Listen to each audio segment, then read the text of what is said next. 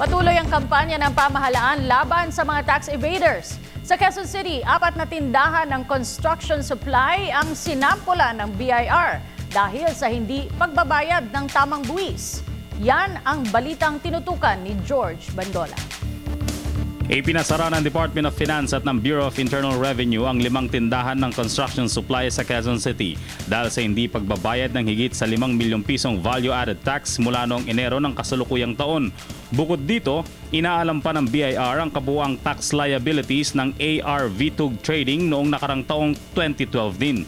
Before naman ito sinara, before naman ito natin ginawang ganito, mayroon tayong mga due process na sinusunod.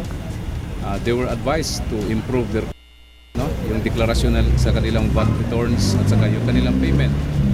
Pero hanggang ngayon nagpapatuloy, may mga ginawa tayong surveillance kung saan nakita natin yung more or less tamang sales, malayo doon sa kanilang dinideclare. At nagpapatuloy hanggang ngayon na hindi nila inamend yung kanilang VAT returns, walang kadagdagang binabayaran. So humantong tayo sa pag-issue ng 48-hour notice. Wala rin silang ginawa doon hanggang na-issuehan ng 5-day VAT compliance, wala pa rin ginawa. So we have to close the establishment. 5 araw kailangang isara ang isang establishmento kahit pa agad nitong mabayaran ng mga pagkakautang na buwis para daw magtanda ang mga tiwaling trader na nananamantala sa kanilang obligasyon sa pamahalaan kahit pa nakiusap na ang mismong may-ari nito.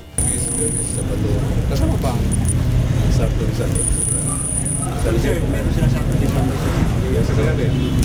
hanggang linggo ito sarado.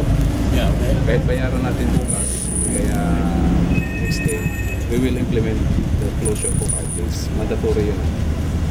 So sana bayaran yun so that on Monday we will definitely meet the closure. Monday, kung mabayaran ito by Monday, kumpisa natin. Si Atty. General, good morning. This is the director. Good morning.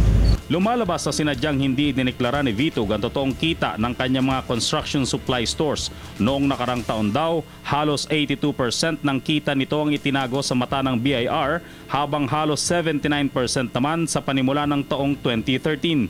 Kung susumahin daw ayon kay BIR Revenue District Officer Aldo Esmeña, nasa 6,000 pesos lang ang kinikita ng 5 construction supply nito araw-araw. Bagay na kinwestiyon ng Department of Finance.